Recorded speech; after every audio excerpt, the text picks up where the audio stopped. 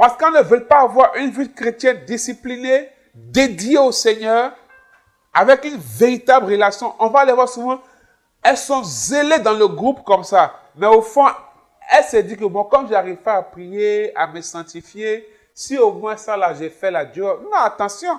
En fait, on pense que quand on fait ces choses-là, c'est à Dieu on fait du mal. C'est à nous-mêmes, on est faux. Parce que quand tu seras en train de faire, puisque la motivation qui est derrière, c'est que Dieu te prenne en pitié et puis intervienne pour toi malgré la vie que tu mènes. Donc quand tu vas te rendre compte que malgré les efforts et les sacrifices, Dieu n'intervient pas, tu n'auras plus de motivation de faire même le peu que tu fais pour Dieu. Alors tu vas tout laisser, tu vas tout abandonner, tu vas perdre la foi, tu serais en train de rétrograder maintenant fort. Voici le piège.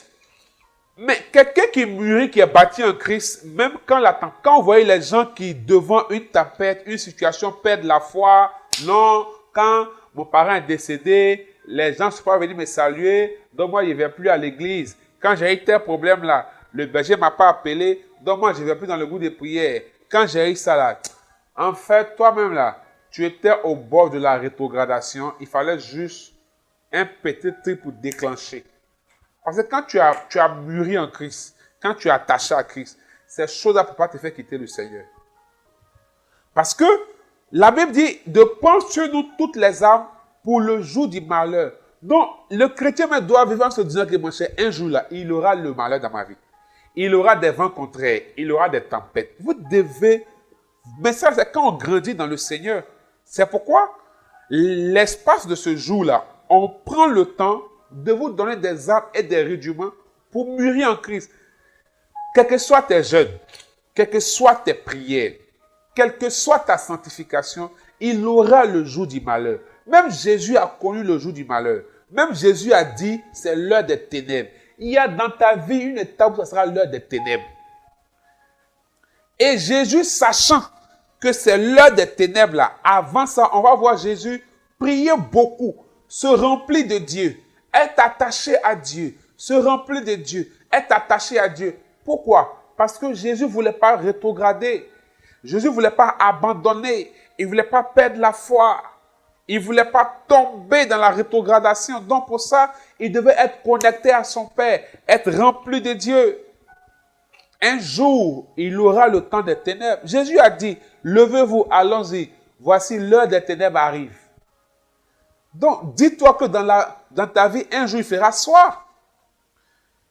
Il aura l'obscurité dans ta vie un jour. C'est pour cela que tu dois mûrir en Christ. Vous savez, on rencontre le Seigneur. Il y a rencontré Christ. Vous voyez, il y a marcher en Christ. Il y a vivre en Christ. Il y a manifester Christ.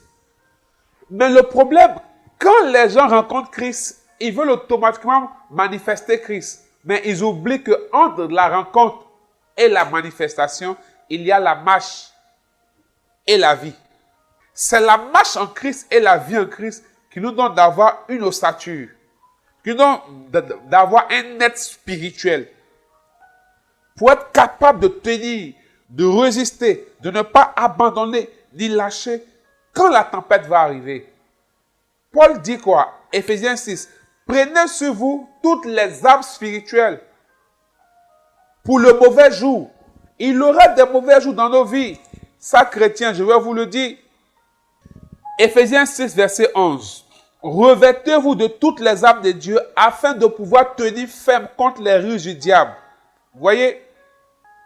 Première chose. Verset 13. C'est pourquoi prenez toutes les armes de Dieu afin de pouvoir résister dans le mauvais jour et tenir ferme après avoir tout surmonté. Ça va arriver. Mais si tu es dans les raccourcis, dans les compensations, au lieu de vivre la vérité de la foi, quand ça va arriver, tu vas rétrograder, tu vas tomber, tu vas laisser. Parce qu'en fait, tu étais dans les raccourcis. Et le dernier danger et le plus grave pour moi, c'est la mauvaise compréhension de la miséricorde de Dieu. Certains aiment dire Dieu m'aime trop. Donc Dieu ne peut pas me punir. Tu ne connais pas encore. Même pas, tu ne connais pas. Et va lire la Bible. Va demander à Israël. Va demander à Saül. Va demander à David. Même Paul n'a pas échappé. Tu ne connais pas encore. Et Dieu m'aime trop, donc Dieu ne peut pas me punir. Donc je fais ce que j'ai envie de faire. Tu vis comme tu vis. Tu rétrogrades. Tu ne vois pas la pertinence. Tu as tout le temps. Sachez que la miséricorde de Dieu là, ou du moins l'amour de Dieu, les gens n'ont pas bien compris, plutôt l'amour de Dieu. Il y a deux faces. De la même chose qu'une pièce a deux faces, il y a pile ou face. L'amour de Dieu a deux faces. L'une des faces, c'est la miséricorde. L'autre face, c'est la justice. Et qui parle de justice, parle de jugement. Il faut retenir ça. L'autre face là, l'autre face de l'amour de Dieu, c'est la miséricorde. La pile, c'est la justice. Qui parle de justice, parle de jugement. Donc, calme-toi. Sinon, tu as l'île. Et la mauvaise compréhension de l'amour de Dieu fait que beaucoup sombrent et n'ont pas de vie de prière de qualité. Ils n'ont pas de vie spirituelle de qualité.